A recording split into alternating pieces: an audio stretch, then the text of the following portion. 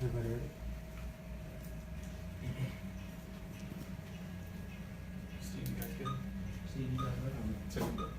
Oh, You guys up? Yep. you said you did? All right, good afternoon, everybody. We appreciate your patience as we progress through this investigation with our officer shot and our resulting police action shooting yesterday. Today we're going to provide you an update of where we are in this investigation and what we learned overnight and throughout today. So I'm going to go over kind of what we talked about yesterday, provide a little more detail and a little more context into what we know, and I'll be happy to take any questions at the end. Once again, my name is Major Richard Riddle. I work in the Chief's office and also in the Public Information Office. So yesterday, our officers conducted a traffic stop at 71st and Georgetown Road on a vehicle that matched the description of an armed robbery suspect and vehicle from July 21st. The officers that were involved in this traffic stop believe this vehicle matched the description of our armed robbery suspect and suspect vehicle due to a couple of reasons. One, the vehicle description was a white vehicle, and the license plate given by the witness and the victim of the robbery on July 21st matched the license plate of the vehicle that was stopped yesterday at the gas station. In fact, the officer that initiated the traffic stop was on the original armed robbery run from a few days prior and had been looking for the vehicle ever since. Like I said, the driver of the vehicle matched the description given by not only the witness to the armed robbery, but the victim involved in the armed robbery from July 1st. It matched the description of the driver that was in front of the officers at the gas station. So our officers conducted a traffic stop in order to further investigate this vehicle and the occupants of the vehicle to see if they were in fact involved in the armed robbery from July 21st. Most of you saw the video that was uploaded to social media. You can clearly hear the IMPD officers ordering the individuals out of the car. You can clearly hear the occupants of the vehicle verbally being non-compliant, verbally arguing with our officers, and verbally stating they are not getting out of the vehicle. At one point, you will see an officer attempt to break open the driver's side window of the suspect vehicle. You can see one of the officers reach in to try to unlock the vehicle in order to open up the door. What may or may not be visible on that video is the suspect or the driver of that vehicle slapping our officer's hand away to try to prevent him from gaining access to the lock mechanism and unlocking that car and opening that door.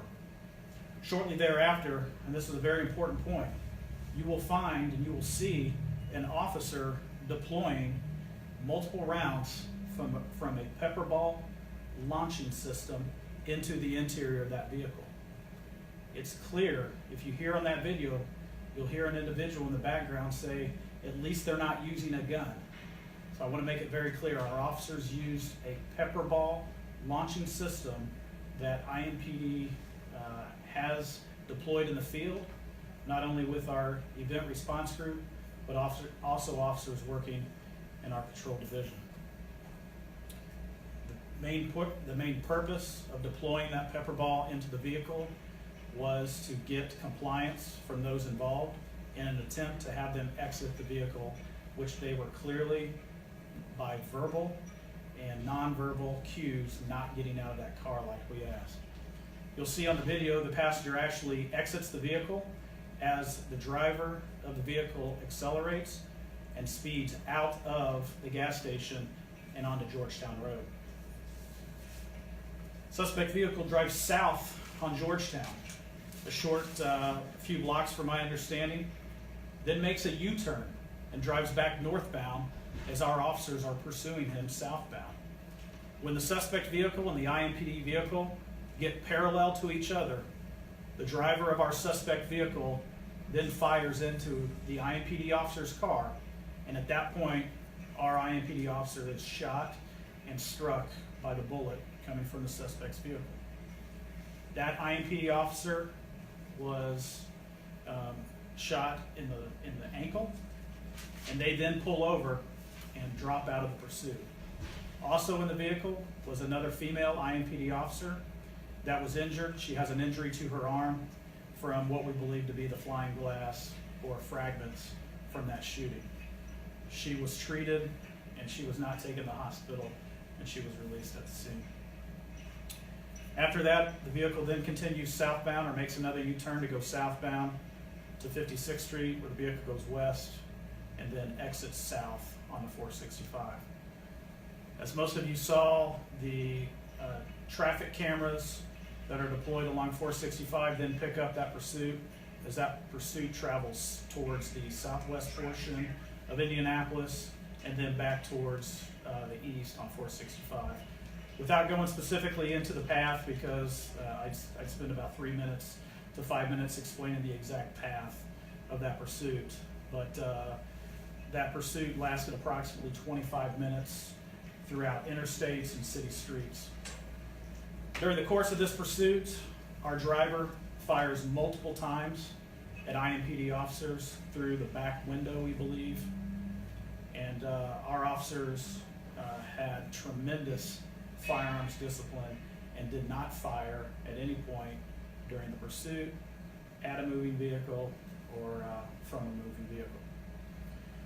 I believe stop sticks were deployed multiple times along the path of the pursuit, and I believe the suspects struck those tire deflation devices around 37 and 465. So about the last 10 to 15 minutes of this pursuit, the driver was driving on at least one flattened tire and a rim.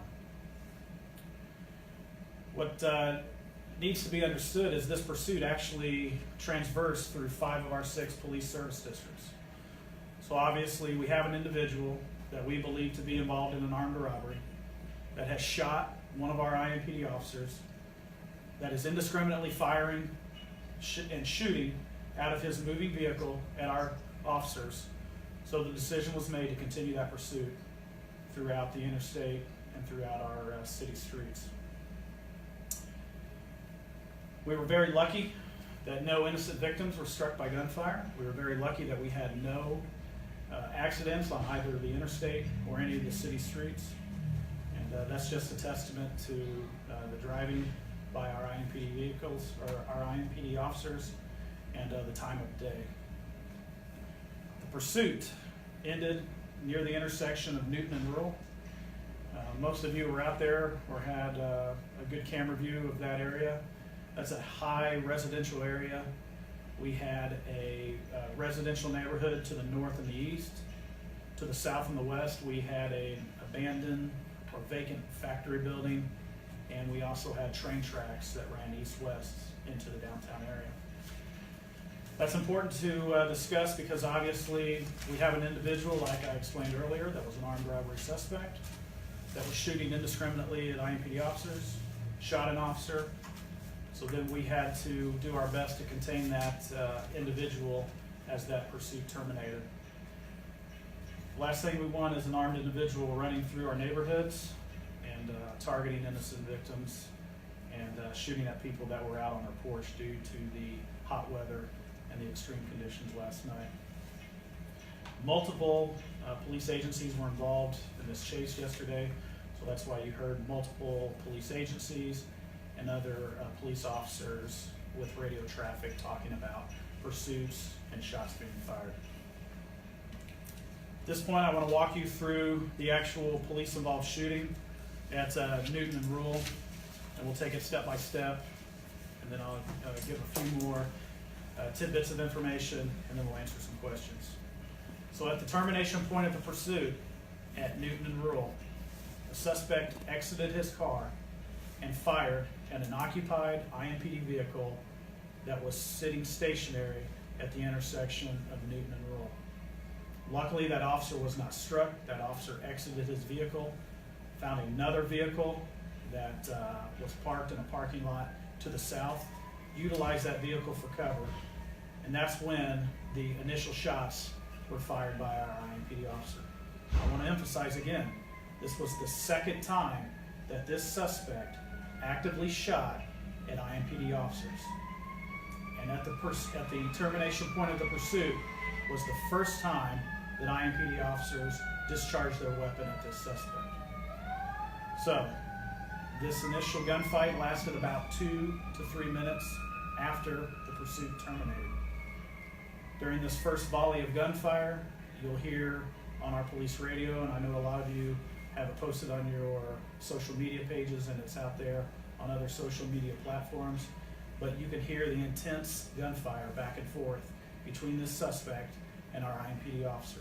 It's very important to note that after the initial volley of gunfire, EMS was called, and our officers made a tactical decision to approach that vehicle, not only to clear it, but to check on the welfare of our suspect. As our officers approached that vehicle, the suspect then, for the third time, fired at our IMPD officers. Our officers then returned a second volley of gunfire, striking our suspect. At that point, that ended the confrontation between that suspect and our IMPD officers. Once again, EMS was called. EMS arrived and pronounced our suspect deceased a short time later at the scene. At this time, we are identifying the suspect as 33-year-old Jeffrey Tyson. We believe Mr. Tyson lived here in Indianapolis and had previously lived in Missouri.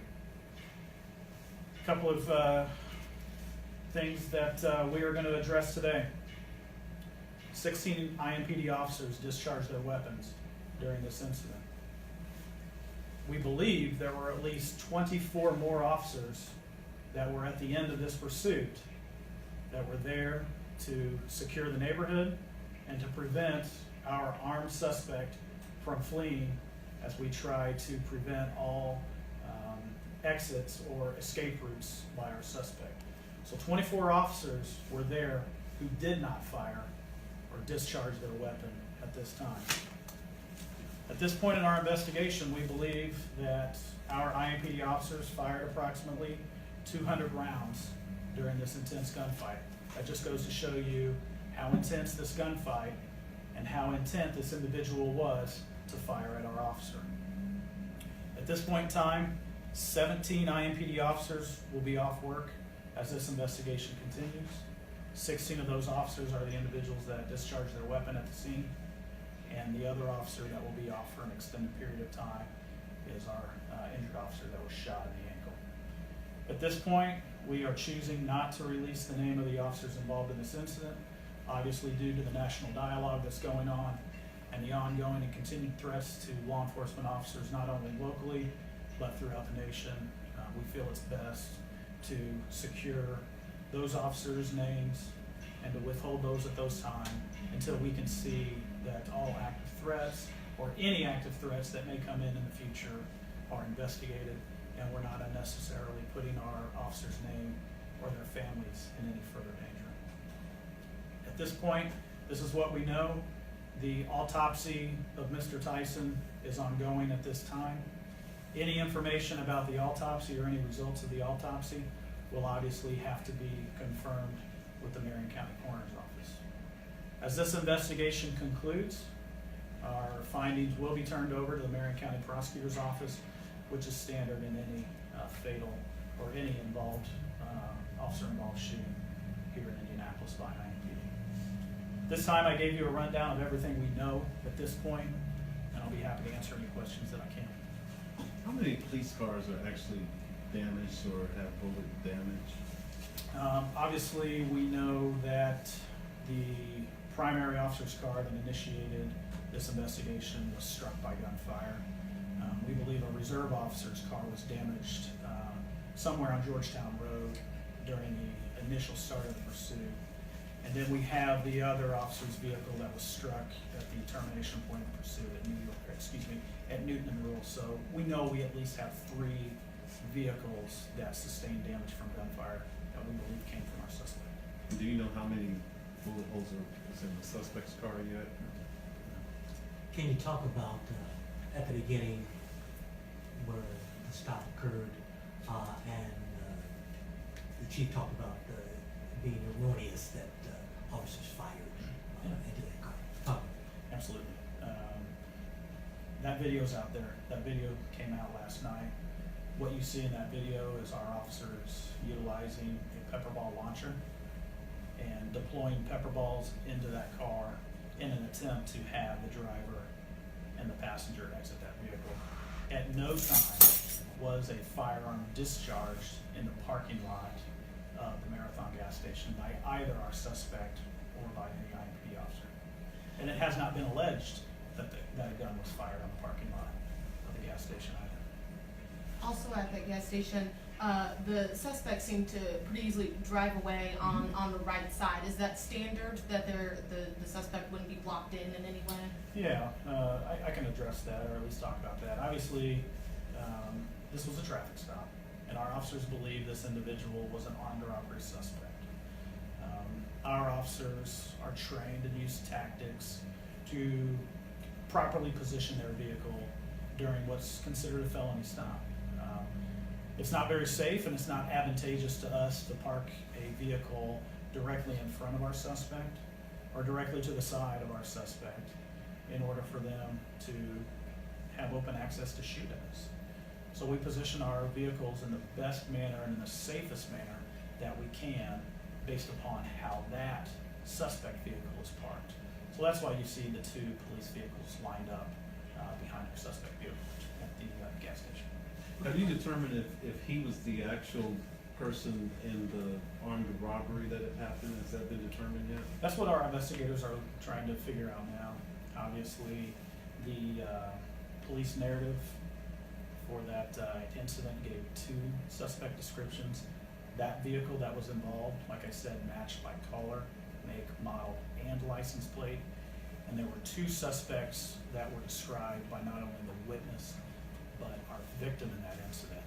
And the suspect description in that original robbery matched, and I'm going to say matched at this point, Mr. Tyson, from who we encountered last night. Now it's up to us to go back, follow up with the witness, follow up with our victim to figure out if Mr. Tyson was in fact one of the individuals involved last Thursday. Was this a business robbery? Can you? No, I can elaborate a little bit more into that. We got called to shots fired and a theft from a vehicle. Some of those runs ran together because our victim wasn't initially at the scene. Witness described seeing a vehicle pull up next to a parked vehicle in a parking lot of, I believe it was a Steak and Shake or a Denny's somewhere in that area. Observed them break into the car, sees a gun in their hand, and believes that they are stealing a gun from that car.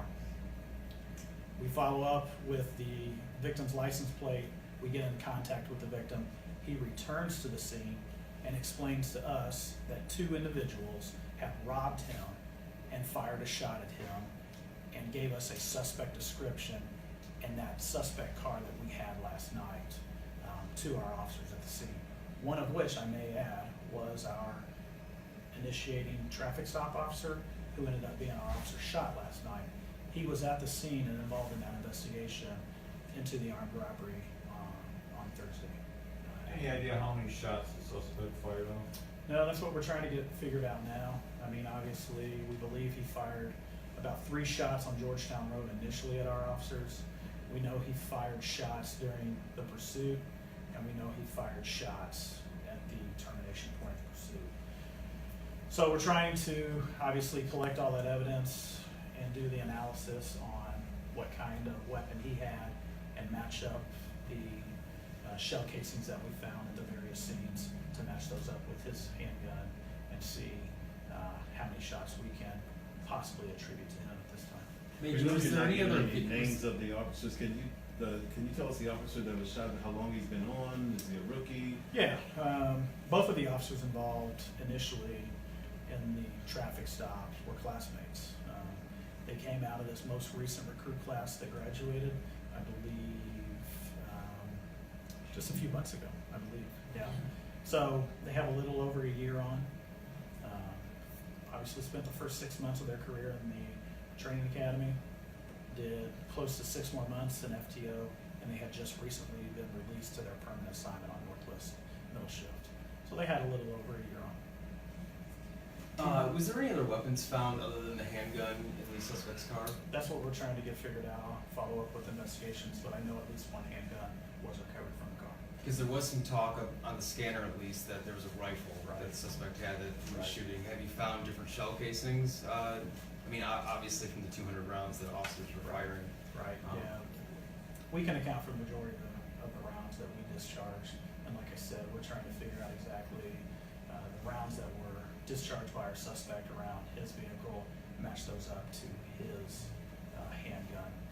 As far as the rifle is concerned, I know there was some chatter about, thoughts that he was discharging a rifle. Mhm. At this point, I don't have an update on Okay. whether or not a rifle was recovered, or whether in fact he was using a rifle during this time. And when the initial traffic stop was made and officers were leaning inside the car, did they see a weapon? Did they see that he was armed? No, I don't think that they saw a weapon at that time. Okay. Obviously, in the back of their head, with everything that they knew with the armed robbery and the totality of the circumstances right then and there, they believed him to be armed. So that's why they were so cautious. Right. At least on their initial approach. Okay. And that's why nobody really dove into the vehicle, Right. tried to pull him out or have him exit. That's what they were trying to do, is have him exit to get him out of that car so they could conduct their investigation. Can you walk through where were officers when they fired the shots that stopped this threat? Were they walking toward the vehicle, were they behind cars? Yeah, there were obviously, as the pursuit ended, the suspect was driving westbound on Newton. And it appears that he tried to turn down the alley to the east of Earl Street. So obviously there were a number of officers that were positioned behind his vehicle. And I explained before that there was an officer that was stopped near Rural and Newton. He directed his gunfire towards that officer that was stopped. So we had officers behind the car, and we had a few officers, that was in front of the vehicle. So at least the majority of the officers were behind the suspect vehicle. And again, you believe that the weapon he was using was a handgun, not a rifle? At this point, at least recovered from the scene on Newton was a handgun. Our investigators are working to figure out if he was armed with any other weapon at this point in time. And I don't have any information on whether or not he had an additional weapon in the car at the end of the pursuit. But what I can tell you for certain is we did recover at least one handgun from the suspect's vehicle at the end of the pursuit. Along the routes with shots fired, were there any reports of injuries or damage? No, we're very lucky that there were no reported injuries or any reported damage during the pursuit. No one has come forward. Obviously, if that changes, certainly call 911 or 327-3811, and we'll have an officer come out and take that report of any damage. I guess the last thing, and I'll close with this, I'll get to your question. Obviously, we had a lot of officers involved. We're very lucky that nobody else was injured. We had a lot of officers from outside police agencies that helped us last night. So we'd like to give thanks to the Marion County Sheriff's Office. They provided a lot of officers to help us out last night as we investigated this, and they allowed our officers to conduct our investigation, and then they backfilled those positions on the street to help us take runs. And lastly, we'd like to thank the Indiana State Police. They were involved in the pursuit, and they obviously were at the termination point. And they did us a solid favor by escorting our injured officer's family to the hospital. We certainly appreciate their willingness to help us out. Any other questions? Yes, where is the department at right now in its review of the pursuit policy, and how does this chase fit in with the current policy? Sure. I sit on the pursuit review board. I mean, we are actively meeting once a month to discuss the data that we're seeing, not only last year, but the corresponding data that we're seeing in 2016. We obviously will make our recommendation to the chief of police as a group as we combine our final report. Where does this pursuit fit into our current policy? Obviously, the initiation of this pursuit fell within our current policy guidelines. I mean, we had an on-site fleeing felon and that shot one of our officers, that was firing indiscriminately out of his window, and our supervisors made the determination based upon how dangerous this individual was and the danger posed not only to police officers, but possibly to our citizens to allow that pursuit to continue. So according to our current policy, the initiation and the continuation of that pursuit fell within our current policy and our guidelines as accepted. And finally, when would you expect to possibly present a policy to the chief? I would say within the next coming months. I think our report is due either August or September.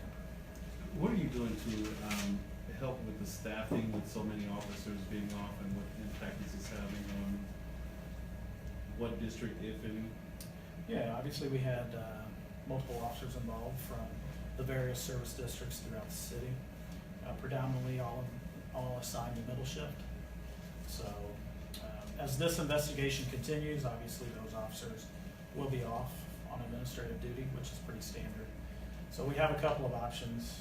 Obviously we have reserves that come out and help us backfill those positions.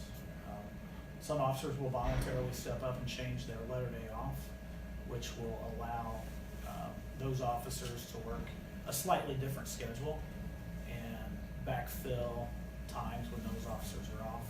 And lastly, the chief has authorized a small amount of overtime to backfill those positions because, I mean, let's face it, it's critical that we have police officers on the street to patrol and to do those things to keep Indianapolis safe. So is there a dollar amount that you can assign to safety? We don't think so. So obviously it's incumbent upon us to ensure that we have adequate staffing on the street, and Chief Riggs has promised that. Given what happened yesterday and the case early this summer where somebody was firing at an officer's house and the shootings, the police officers have been shot all over the country, is there a sense within the department that this job is becoming increasingly dangerous or that something needs to change there? Yeah, I think throughout this year, Chief Riggs has been talking about the increase that we're seeing in assaults on officers, particularly with firearms. So we've been talking about this locally, we've been seeing it nationally, and I don't think this is anything new to us. I mean, we routinely have an officer shot in Indianapolis once or twice a year for the past few years. We know this. We've got to give credit to the officers that come out, put on this uniform every day and come back to work regardless of the dangers involved in this profession. So I think it just goes to show the dedication that our officers have for serving this city. Has it become more dangerous? I mean, the data shows it has. I think you talk to our officers, they are certainly concerned. It may change the way they do a traffic stop, it may change the way they approach a house, but it doesn't change the fact that they come to work every day. And that should be publicly put out there. Our officers should be commended for coming to work every day, to be quite honest. All right, thank you very much. To the audience. Oh yeah, we have some audio from yesterday's pursuit and the shots fired that we're gonna play. And hopefully your mics can pick up on who this.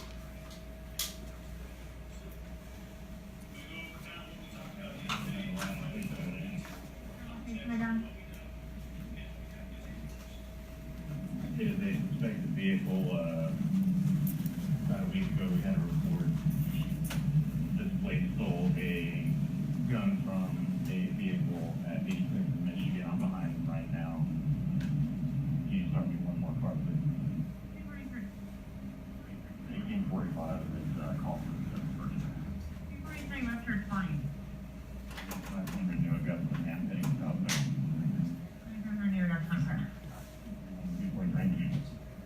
231, 259, do you still have a picture of that plate? 231 still on 2. 231, can you send 259? Do you still have a picture of that plate from that robbery? You see it. The white Oldsmobile. Just information, it's gonna be the white Oldsmobile. Traffic. 31st in Georgetown, 1845 Blue. 43, 10 on location. 71st in Washington, 71st in Georgetown, at the Marathon gas station. Or 213, 228. You're the barricade of the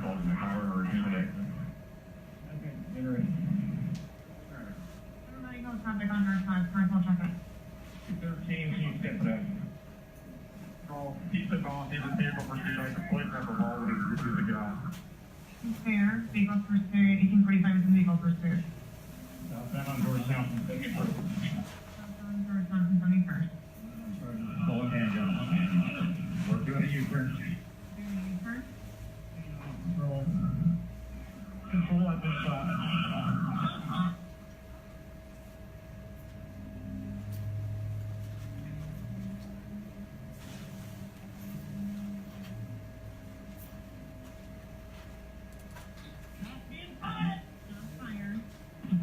I've been hit. My car's been hit, not me. I'm down. Clear. Oh, I think I got him. He's, shots fired, Control. Shots fired again. Control, we're southbound for 57th Street. Just fired shots at me. I went on duty SWAT, please. We have a copter up, Control. Anyone coming north, back off, back off. He's gonna fire at you. Control 259243 has been hit. We're gonna need a medic. We're just south of 71st Street, and the apartment complex is here.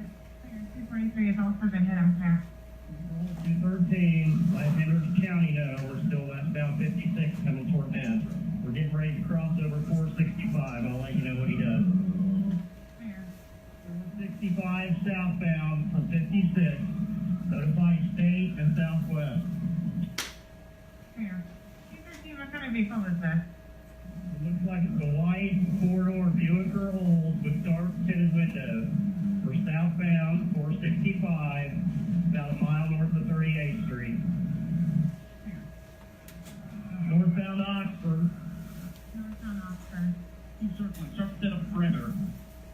Westbound on Newton from Oxford. Westbound Newton from Oxford. What's up, fire? Shots fired again. What's your 2227? Shots fired. Shots fired again. Victor 227, what's your 20? Newton rule, shots fired. Newton rule, shots fired. More Shots fired. shots than Newton rule. Fire, got a rifle. He has the rifle card used on. Watch your front fire, shots fired. Shots fired again. Hold shots, guys, hold shots. Suspect is down, started ambulance. Suspect is down, clear. 213 Newton rule, he's down. Shots fired. Shots fired again. Control 213, he is